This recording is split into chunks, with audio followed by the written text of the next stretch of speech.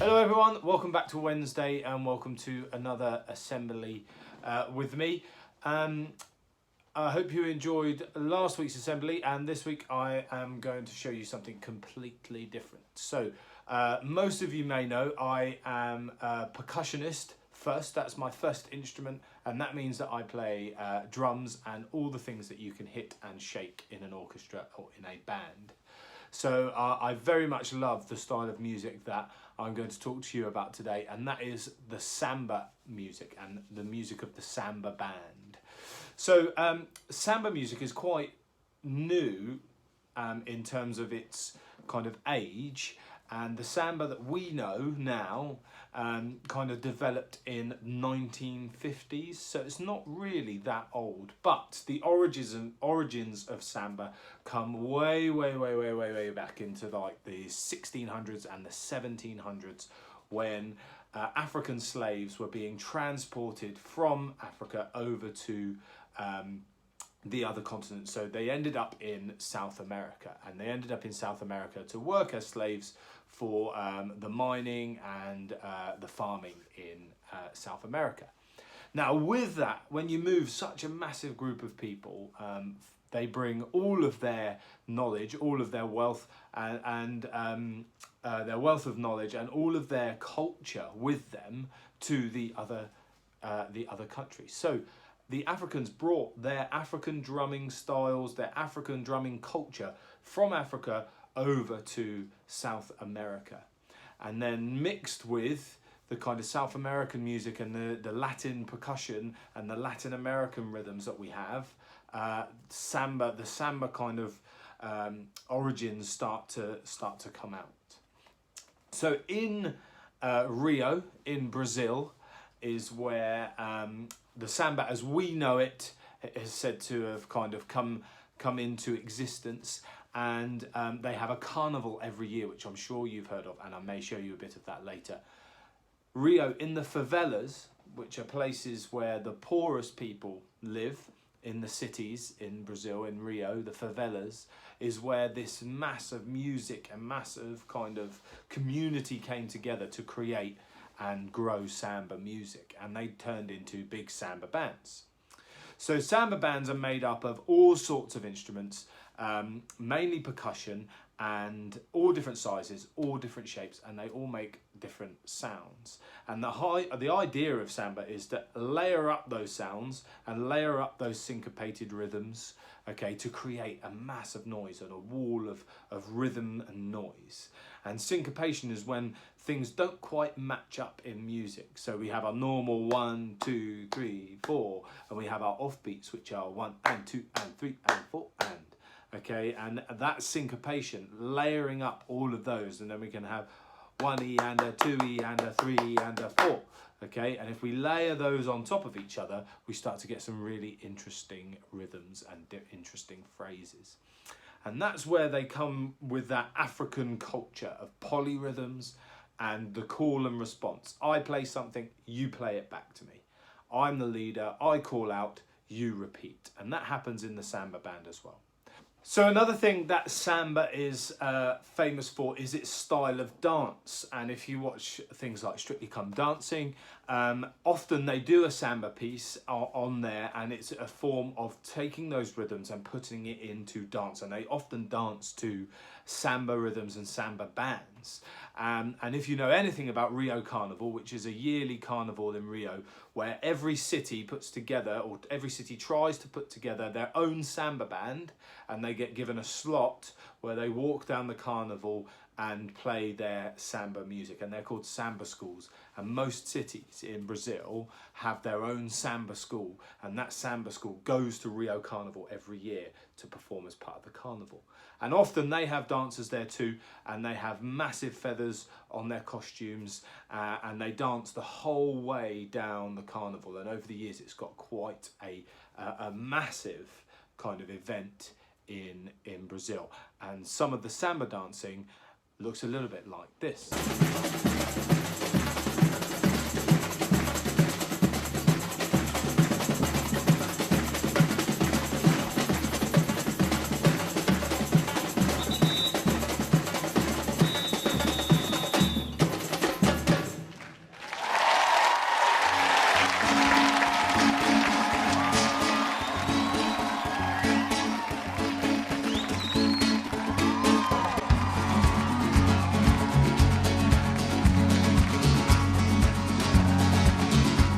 que llamó llega así esta manera, no tiene la culpa. Caballo la manzana, porque me he estrellado, por eso no te estoy dando llorar. Llega así esta manera, no tiene la culpa.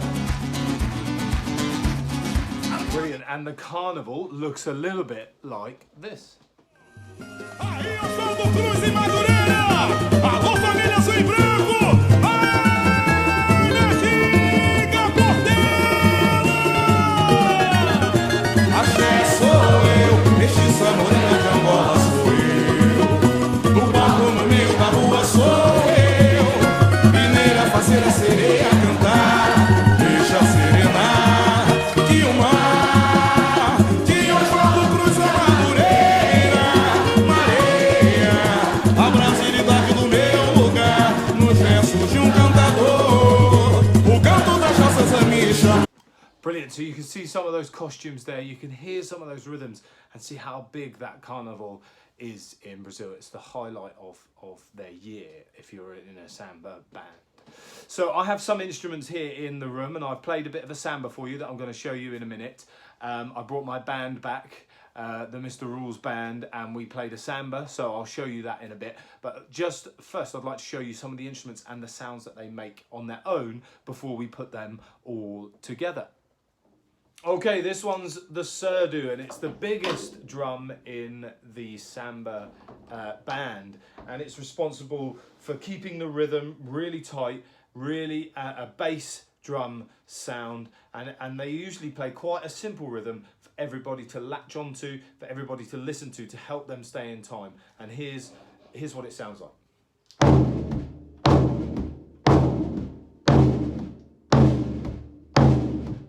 So it's pretty deep, pretty low, okay, and it would play that rhythm all the way through the samba piece. So here we are with the second surdo. Sometimes in a samba band there'd be 3 of these, okay, there'd be a set of big ones like these surdus, a set of this size, and then there'd be a set of a smaller size as well, but I've only got these 2 to show you what I was going to do today. So still very much keeping rhythm, still very much helping us kind of latch onto those harder rhythms, but this surdo would play something a little more technical like this.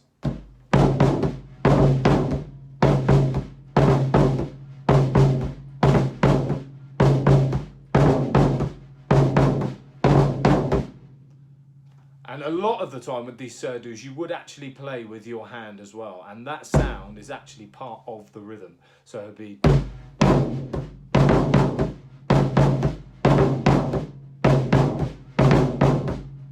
really helps you keep time. Okay, next we have a snare drum, and this, if any of you play the drum kit, you'll recognise this one. It is very much like what we have on our drum kits, and it sounds a little bit like this. Okay, it's got the kind of snares underneath which make that rattly sound when you hit the drum, and the snare drum would be a kind of a constant noise in the samba, okay, filling in those gaps, and you can play a bit more of a technical rhythm on the snare drum.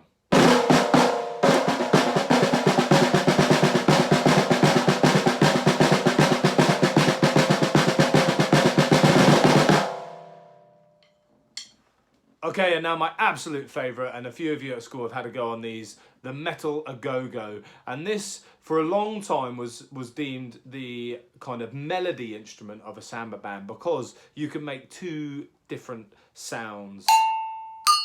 And there's a low and a high-pitched sound.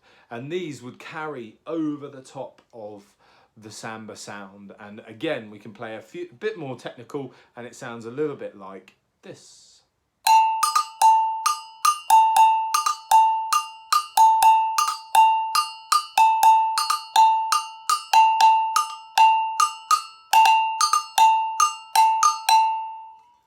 And last but by no means least, the good old shaker. And a shaker in a samba band is called a ganza shaker.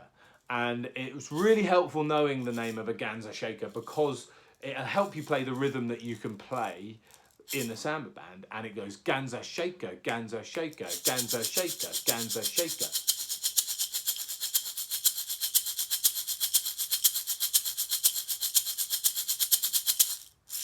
And that really helps us knit everything together in the Samba Band and bring it all in as one whole sound and every layer connected. So please welcome back Mr Ralls' band as we play for you Samba De Janeiro.